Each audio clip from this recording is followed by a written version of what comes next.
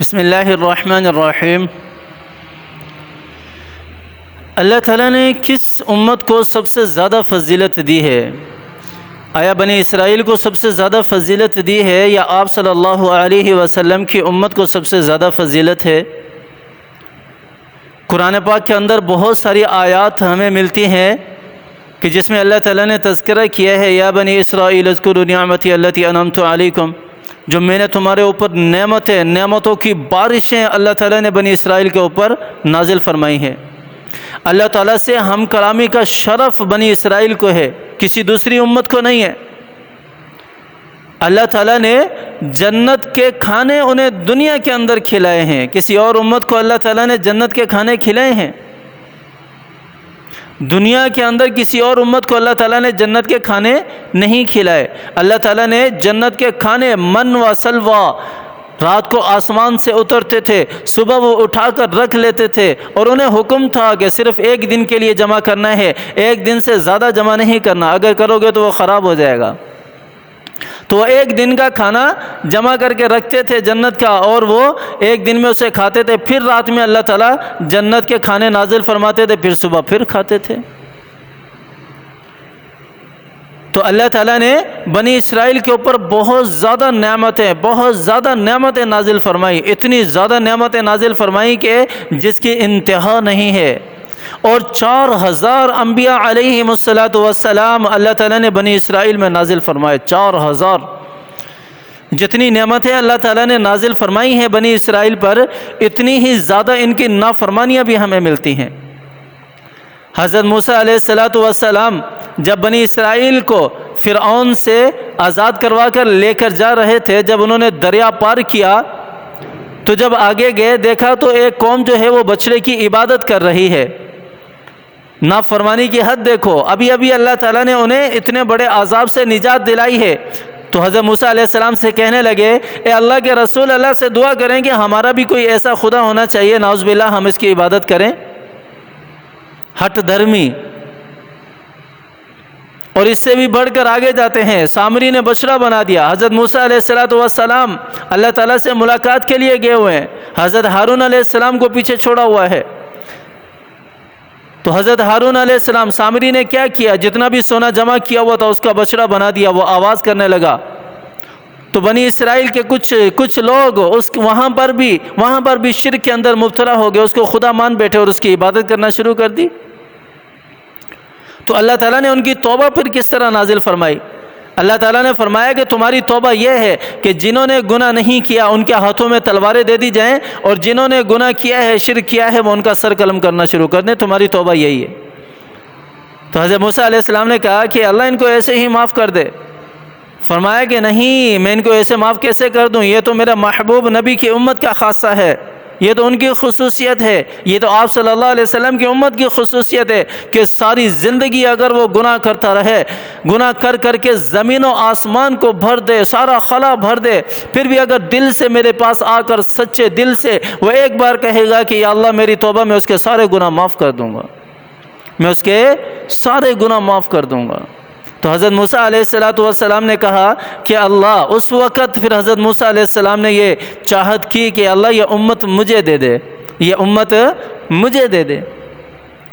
تو اللہ تعالیٰ نے کہا کہ نہیں، یہ میرے محبوب کی امت ہے، یہ میرے محمد عربی کی امت ہے، جس محمد عربی کی آج سنتوں کو ہم تار کر رہے ہیں، جس محمد عربی کی تعلیمات کو ہم نے پس پشت ڈال دیا ہے، جس محمد عربی پر جو قرآن نازل ہوا اس قرآن کو ہم نے بس الماریوں تک محدود کر دیا ہے۔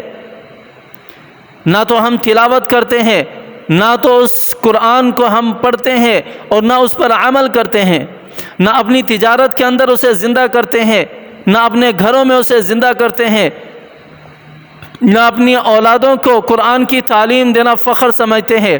حالانکہ آپ صلی اللہ علیہ وسلم کی حدیث ہے، خیرکم من تعلم القرآن وعلمہ۔ آپ صلی اللہ علیہ وسلم نے فرمایا کہ تم میں سب سے زیادہ بہترین شخص وہی ہے جو قرآن سیکھنے اور سکھانے والا ہے، جو قرآن کو سیکھتا ہے سکھاتا ہے۔ اس سے بڑھ کر تم میں کوئی بہتر شخص نہیں ہے، اس سے بڑھ کر میرا کوئی بہترین امت ہی نہیں ہے۔ آپ صلی اللہ علیہ وسلم کا یہ فرمان ہے۔ اور آج ہم کہاں ہیں؟ ہم نے تو جس چیز کے ذریعے ہمیں فضیلت ملی اس دونوں چیزوں کو ہی ہم نے چھوڑ دیا۔ قرآن کو بھی ہم نے چھوڑ دیا، آپ صلی اللہ علیہ وسلم کی سنتوں کو، تعلیمات کو بھی ہم نے چھوڑ دیا۔ تو اللہ تعالیٰ نے بنی اسرائیل کو بہت زیادہ نعمتوں سے نوازا، لیکن فضیلت ان کی زیادہ نہیں ہے، فضیلت آپ صلی اللہ علیہ وسلم کی امت کی ہے۔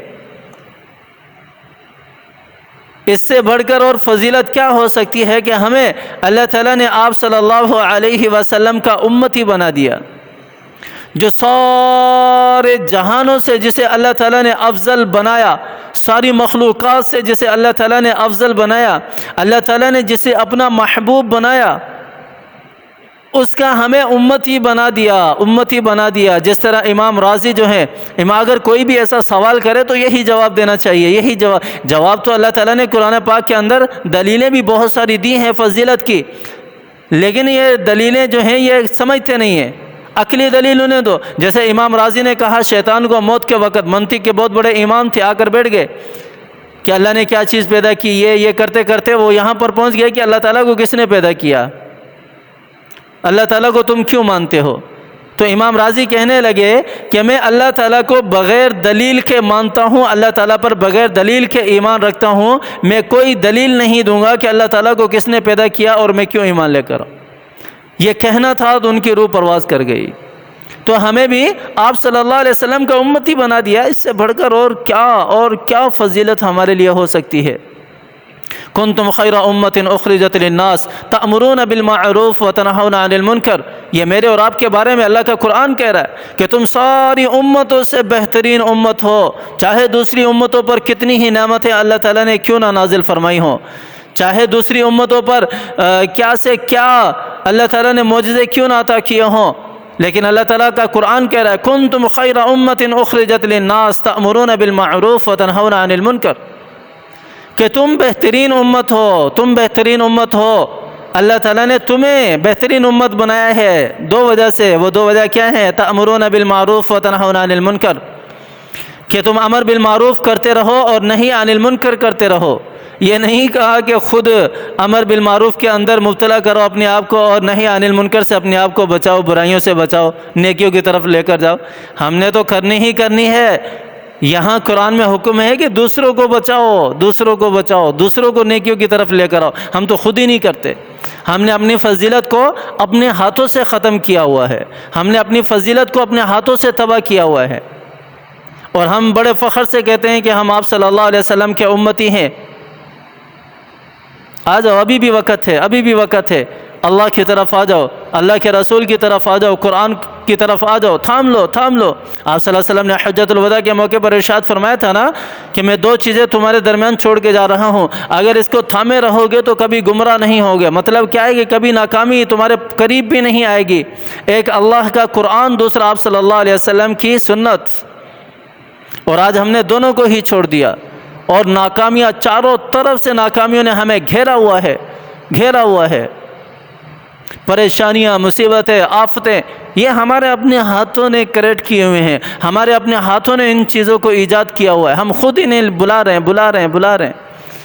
ہم آج قرآن کو تھامنے والے بن جائیں، آج ہمارا مسلمان مسجد میں آنے والا بن جائے سارا کا سارا، دیکھیں اللہ تعالیٰ کس طرح ان آفتوں کو، ان مصیبتوں کو ختم کرتے ہیں یا نہیں کرتے۔ تو اللہ کی عبادت کی طرف آئیں، اللہ کی طرف رجوع کریں، اللہ تعالیٰ مجھے بھی اور آپ کو بھی سمجھ عطا فرمائے۔